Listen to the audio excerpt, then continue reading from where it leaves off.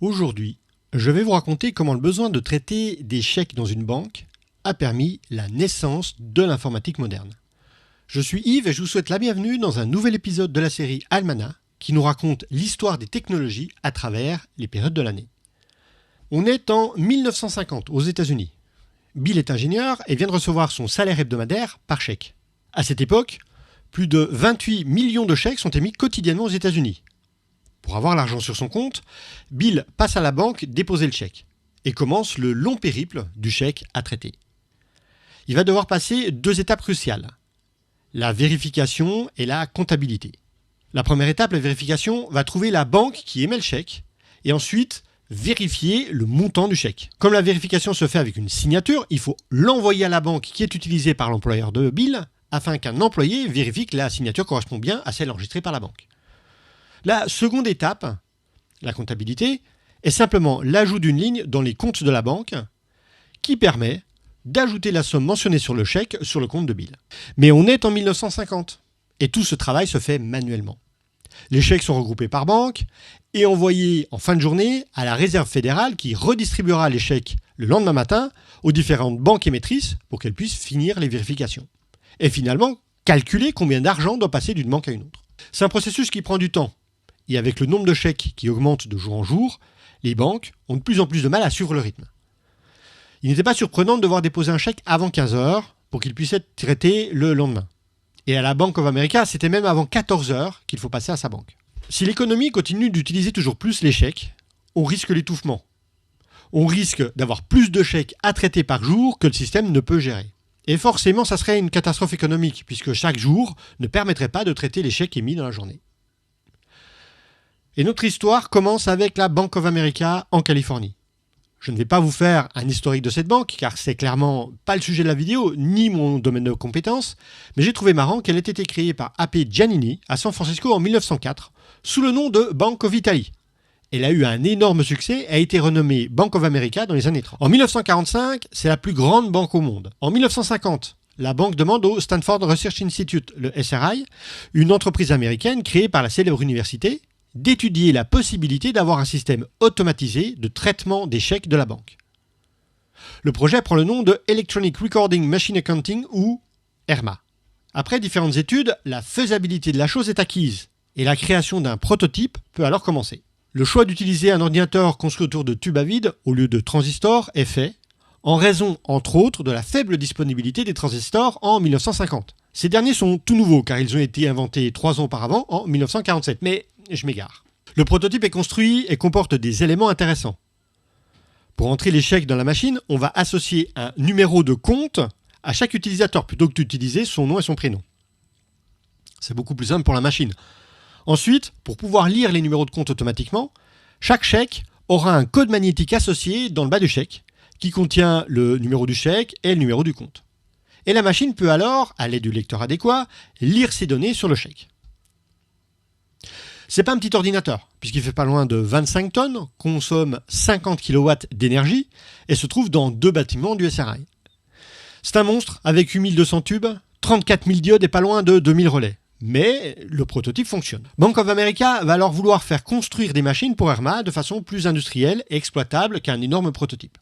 Un appel d'offres est alors lancé. Et c'est le moment pour moi de vous parler du second protagoniste de notre histoire. Il s'agit de l'entreprise General Electric. GE, comme on l'appelle, ne fabrique pas encore d'ordinateur. Par contre, dans leur catalogue, on peut trouver les composants qui permettent d'en fabriquer un. Et leur second plus gros client, après le gouvernement américain, est le géant IBM, appelé à l'époque Blanche-Neige. Ses concurrents étaient surnommés les 7 nains, mais me demandez pas pourquoi. GE ne souhaite pas entrer en concurrence directe avec IBM, vu l'importance de ce client. Et donc GE ne fabrique pas d'ordinateur chasse-gardée Blanche-Neige. Régulièrement, des ingénieurs de chez GE proposent des business plans pour entrer dans le monde de l'informatique. Mais le président de l'entreprise, Ralph Kordiner, met systématiquement son veto écrit en grosses lettres sur la première page du document. Mais à GE se trouve Doc Baker, qui voit dans l'appel d'offres de Bank of America une opportunité formidable d'entrer dans le monde de l'informatique. Sachant que Kordiner mettra son veto, il opte pour une stratégie différente. Au lieu de construire un ordinateur à usage généraliste et s'affronter à IBM, il présente le projet comme un système spécialisé, ne pouvant être utilisé que pour le projet ERMA et donc n'ayant aucune chance de concurrencer IBM. Kordiner accepte, à la condition que le projet soit unique. Une fois qu'on y a répondu, on ne fait pas d'autre matériel. Mais de toute façon, c'est un appel d'offres. Et IBM répond lui aussi à l'appel d'offres. Il n'y a absolument aucune chance que GE remporte le marché. Mais c'est toujours une belle opportunité de motiver les ingénieurs à trouver de nouvelles avancées technologiques, même si on ne remporte pas le contrat, même si on ne remporte pas l'appel d'offres. À la surprise générale, IBM se retire de l'appel d'offres et le 9 avril 1956, Bank of America choisit le projet de General Electric. GE doit donc construire l'appareil, mais il faut créer aussi un département informatique. Et ils vont prendre une approche différente du prototype. Au lieu de faire à partir de tubes à vide, ils vont choisir d'utiliser des transistors. Ces derniers sont plus chers, plus difficiles à trouver, mais ils chauffent moins et peuvent être plus facilement assemblés. Une autre différence va être dans la manière de programmer l'ordinateur. Dans le prototype, le traitement d'échecs était câblé, c'est-à-dire que l'arrangement des composants permettait la logique de l'algorithme. Mais si on devait faire la moindre modification dans cette logique, pour ajouter une fonctionnalité ou corriger un bug, il fallait sortir le fer à souder. Non, à la place, GE choisit de faire un ordinateur dans lequel on va charger le programme qui va s'exécuter. Et du coup, si on veut faire un changement, il suffit de mettre à jour le programme. C'est un peu ce qu'on fait aujourd'hui sur du matériel informatique, mais ça n'a pas toujours été le cas.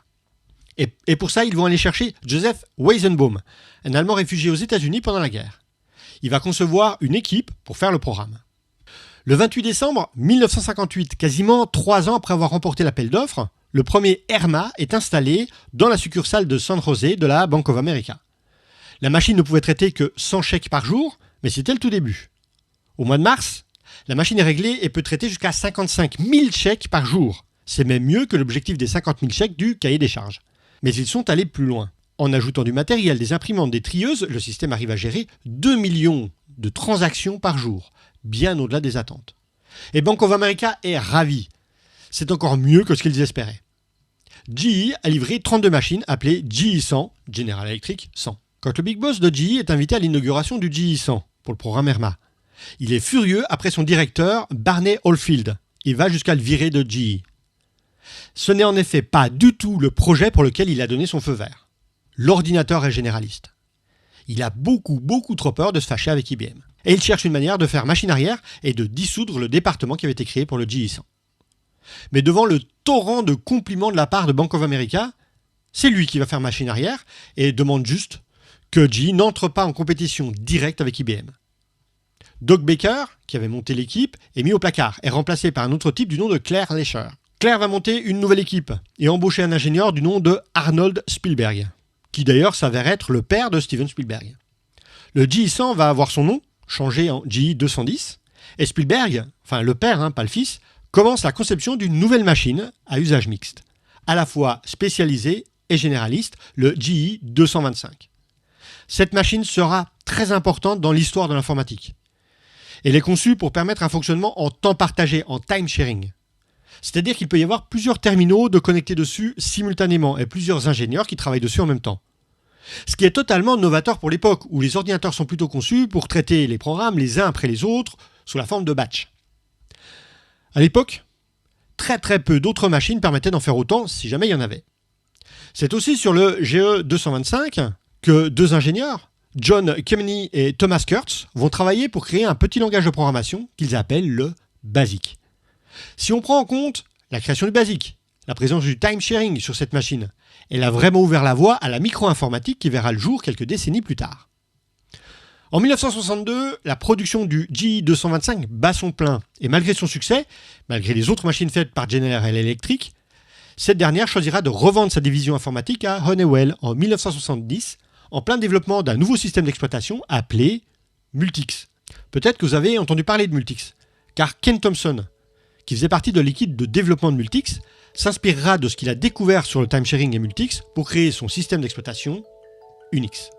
Alors voilà pour cet épisode de l'Almanach, j'espère qu'il vous a intéressé, que vous avez appris plein de trucs sur cette partie intéressante de l'histoire de l'informatique. Si ça vous a intéressé, n'hésitez pas à mettre un pouce, n'hésitez pas à partager la vidéo. Si vous souhaitez aider le financement de la chaîne, c'est possible, toutes les infos sont dans la description, et puis moi je vous dis à la prochaine. Ciao les geeks.